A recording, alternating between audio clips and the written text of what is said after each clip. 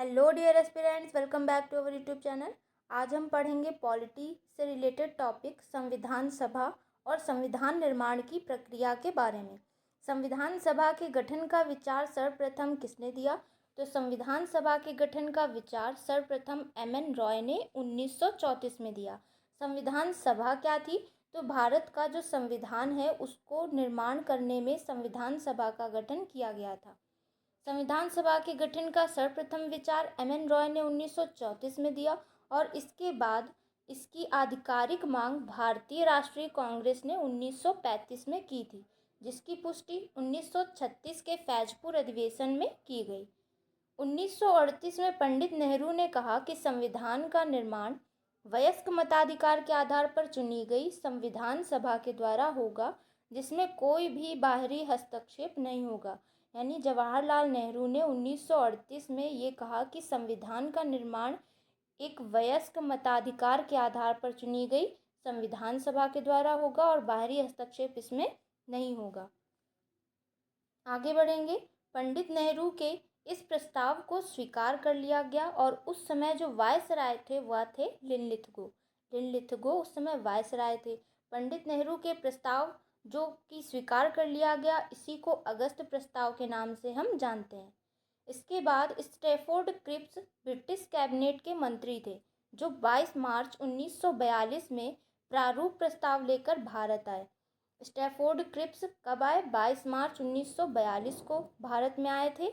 मुस्लिम league ने इसका विरोध किया, क्योंकि मुस्लिम लीग की मांग थी कि भारत को 2 स्वायत्त हिस्सों में बांटा जाए। इसके बाद आता है कैबिनेट मिशन। कैबिनेट मिशन 24 मार्च 1946 को भारत आता है। यह ब्रिटिश सरकार द्वारा भारतीय राजनीतिक नेतृत्व को सत्ता हस्तांतरण पर चर्चा करने के लिए भेजा गया था। यानी कैबिनेट मिशन है जो 24 मार्च 1946 को भारत आया। इसका उद्देश्य ये था कि ब्रिटिश सरकार द्वारा भारत के राजनीतिक नेतृत्व को सत्ता हस्तांतरण पर चर्चा करने के लिए इसे भेजा गया। इस मिशन में 3 ब्रिटिश कैबिनेट के सदस्य थे। कौन कौन से थे? पैथिक लॉरेंस, स्टैफोर्ड क्रिप्स और ए.वी. अलेक्जेंडर। ये 3 इसके जो सदस्य थे वह ब्रिटिश कैबिनेट के सदस्य थे। इसके तहत संविधान बनाने के लिए एक संविधान सभा का गठन किया गया। तो संविधान सभा का गठन कैबिनेट मिशन की योजना से किया गया। संविधान सभा में कुल सदस्यों की संख्या 389 निर्धारित की थी। इनमें से 296 सीटें जो थीं वह ब्रिटिश भारत को थीं। ब्रिटिश भारत का मतलब होता है भारत के जिस हिस्से पर ब्रिटिश कंपनी का आधिपत्य था वहाँ पर, और 93 सीटें जो देसी रियासतें थीं भारत की, जहाँ पर भारतीय शासक राज कर रहे थे। तो संविधान सभा में कुल सदस्यों की संख्या 389 निर्धारित की गई, जिसमें 296 सीटें ब्रिटिश भारत की और 93 सीटें देसी रियासतों की थीं। इसके बारे में हम यहाँ पर थोड़ा सा समझेंगे कि 389 में से 296 सीटें जो ब्रिटिश भारत की थीं, तो 296 में भी 2 अलग अलग भागों में बांटा गया कि 292 जो हैं वह 11 गवर्नरों के प्रांत से लिए जाएंगे और 4 सदस्यों को मुख्य आयुक्तों के प्रांत से लिया जाएगा। और 93 सीटें जो देसी रियासतों की थीं, वह सीटों का आवंटन हर प्रांत में जनसंख्या के अनुपात में हुआ। यानी 10 लाख व्यक्ति पर एक सीट, यानी 10 लाख व्यक्ति पर 10 लाख जनसंख्या पर एक व्यक्ति चुना जाएगा। और रियासत के जो प्रमुख होते थे, देसी रियासत यानी कि जो शासक होगा किसी राज्य का, वही शासक किसी भी व्यक्ति को नामित कर सकता था। 208 सदस्य जो थे वह कांग्रेस से थे, 73 सदस्य मुस्लिम लीग के थे और 15 सदस्य अन्य सदस्य थे।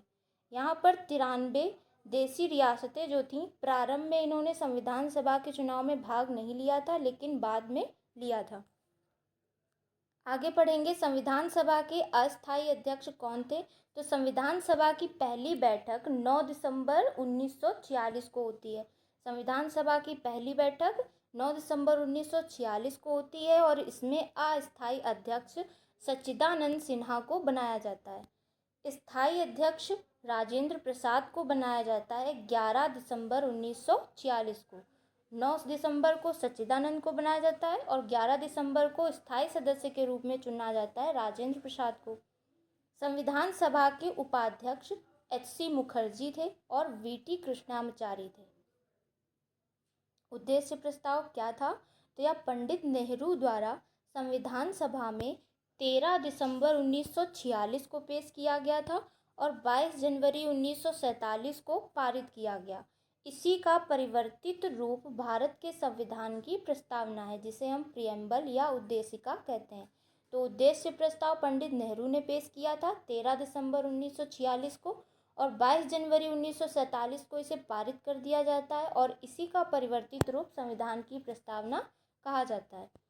इसी समय संविधान सभा में खुद को अलग रखने वाले जो देशी रियासतें थीं वह इसमें शामिल होने लगी। भारत विभाजन की माउंटबेटन योजना 3 जून 1947 को पेश होती है। जो मुस्लिम लीग भारत के विभाजन की मांग कर रही थी, उसके लिए एक माउंटबेटन योजना आती है 3 जून 1947 को। इसी के आधार पर भारत और पाकिस्तान का विभाजन किया गया, जो कि मुस्लिम लीग की मांग थी। इसके अनुसार संविधान निर्माण के बाद मुस्लिम लीग संविधान सभा से अलग हो गई। मुस्लिम लीग के अलग होने से संविधान सभा में 389 में से 299 सदस्य रह गए। जो टोटल 389 सदस्य थे उसमें से मुस्लिम लीग हट गई, तो उनकी जो सदस्यों की संख्या थी वह कम हो गई। तो 299 सदस्य अब संविधान सभा में थे। भारतीय स्वतंत्रता अधिनियम 1947 के द्वारा संविधान सभा की स्थिति में परिवर्तन आया। संविधान सभा पूरी तरह एक संप्रभु निकाय बन चुकी थी और संविधान सभा विधायिका के रूप में काम करने लगी।